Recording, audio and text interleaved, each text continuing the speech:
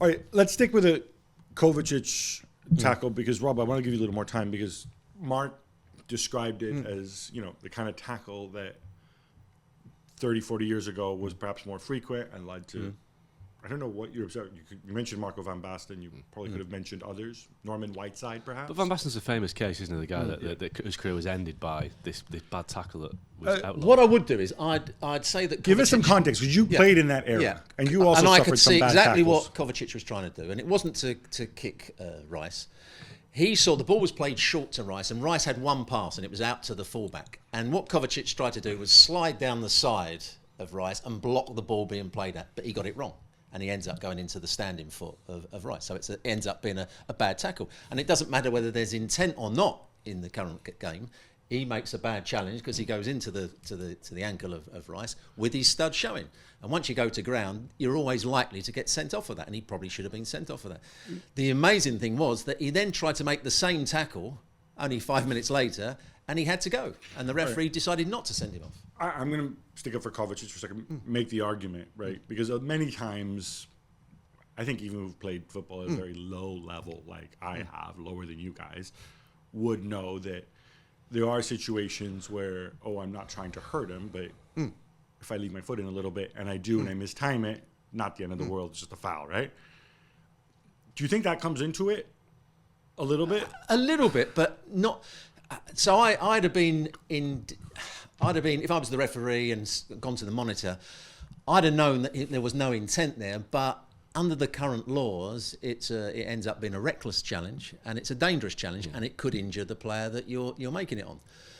The stupid thing was, from Kovacic's point of view, he put himself under so much pressure because he makes a foul only 5 minutes later, which he should have got a second yellow card for. And then the manager himself decides to keep him on, which, although we were talking about doesn't affect the game, it does, because Kovacic couldn't make any tackles. You're the holding midfield player. Bernardo Silva's already been booked. The two holding midfield players, Bernardo Silva was a bit deeper, they can't make tackles anymore in the whole of that second half. That actually sets up, realize what a gaping hole Rodri left. We're going to get to that in a second, but just sticking with this, obviously, the second one, Oliver doesn't give it as a yellow because whatever, he didn't deem it as serious as the first or whatever. I would hope it's not the stupid, like, I don't want to spoil the game by sending somebody off.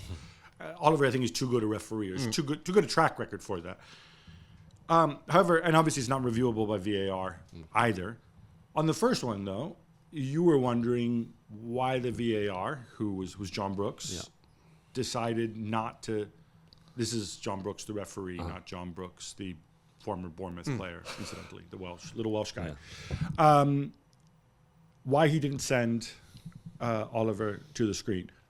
Well, I wonder sometimes whether there's a hierarchy. Well, there is a hierarchy with referees. We know that Michael Oliver is up there with Anthony Taylor as supposedly the best English referee. Now, if you're deemed to be of a lower level than that, or you're not quite as good as Oliver, then have you got the courage to say to him, look, I think you've made a mistake there? Because basically you're telling somebody who's better than you or more senior than you to review his mistake.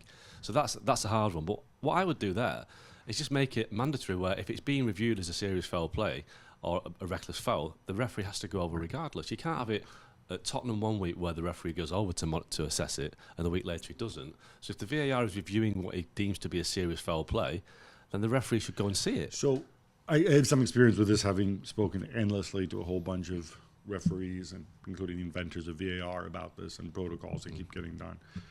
And I think what they would say to that is, if you call him over every time, you are essentially re-refereeing the game, and you get all sorts of. There's enough people, especially in this country, who want to abolish VAR altogether, right? That means more interruptions, more dead times, right? So it is a skill about knowing when to call the referee over and when not to. The problem is, Gab, sorry, but the incident was shown. Well, the VAR was flashed on the big screen. Serious foul play, check. Now, if the whole crowd knows it's going on, and the referee just stands with his hands on his hips, that's when it falls down a little bit. If you review it, because it would actually take him no longer to run over to the side and look at it as it was waiting for the decision to be made. Right. I think the difference, though, is the way the VAR works is there's people selecting images, showing images, and VAR is making an assessment. If a referee who is running around the pitch and as the adrenaline of the game, all of a sudden he can watch along with them, but there's a reason why they present the most important images to the referee, who needs time to assess them. So all the other guff that they need to go through and stuff, I think the thinking, and I think it's correct thinking, is we don't want the referee involved with this. The referee only gets involved when it's obvious. Which we've heard when there's enough evidence where you're pretty sure the referee will change his mind if he sees it again, or if the referee tells you he didn't have a clear view. Now, what should have happened here, and which maybe did happen, we don't know because we don't have the audio, is there would have been a conversation where they say, "What did you see, Michael Oliver?" And he tells them what he saw, and then the VAR says, okay, if you saw it clearly, are these pictures matching what the referee told me that he saw? Because if the picture shows something else, then I call him over. That's very, very roughly how this system's supposed to work. And when you say about like, oh, but I don't want, I'm John Brooks, nobody knows who I am, I can't go and contradict the great Michael Oliver. I would hope that everybody's grown up enough about this. I think even the biggest refereeing ego Look, we're in the frightened world. of challenging you because you're exactly. the big wig of the programme, so we can't challenge you. That isn't real world thinking because every 2 weeks they meet up at St George's Park and there'll be a hierarchy. There'll be the listen, big dogs, the little dogs, okay. and which one's which. There's a hierarchy, but it's pretty obvious that John Brooks, with 14 replay cameras, is going to have more information than Michael Oliver without 14 replay cameras, right? That's pretty obvious. And secondly, you guys are all on the same team. So you're all there to help each other. That's the purpose of VAR. So as John Brooks, you have to be a psychopath. As John Brooks let Oliver down there by not saying you need to look at the monitor. Whose fault is it? No, I think if Oliver goes to the side of the pitch and looks at it, he would send him off. Maybe Brooks looked at it, had a conversation. Oliver said, "No, I saw it clearly. For me, it's not a yellow. I saw exactly what you described. He tries to go and get the ball. He just mistimes it. I don't think it was reckless. Blah blah blah." And if Brooks says, "Yeah, the pictures kind of match that," then that's it. Then that's Brooks' judgment. So when Howard Webb picks his referees for the next round of Premier League games in a couple of weeks, which one should get demoted, if any? Should it be John Brooks or Michael Oliver? Because if that was a kind of a junior referee, they'd probably be sent to Gillingham next week as a kind of a punishment. Gillingham is a lovely place. It's in Kent, but it's the not Garden of England. But it's not the Premier League. So you don't demote somebody for one thing, but you do get marked down in your assessment. So I'm assuming when Howard Webb and his boffins look at it, and they say, all right, Michael Oliver got this one wrong. It should have been a red. Or maybe Michael Oliver got this one right. Or maybe John Brooks got it wrong for not saying to Oliver, mate, you should come over. Maybe. I think it's the VAR that's got it wrong. But they'll assess the audio and based on the conversation. There's a process they have to go through. If they didn't go through the process properly, then they'll be marked down. But I think there's another element to this as well. This debate that we're having now, this will fade away within 24 hours because Arsenal won the game. Now, last week, when Liverpool were wronged by the Luis Diaz offside situation at Tottenham, that lasted nearly a whole week because Liverpool lost and it certainly cost them a point, maybe cost them 3 points, maybe at the end of the season it could cost them the title, we don't know.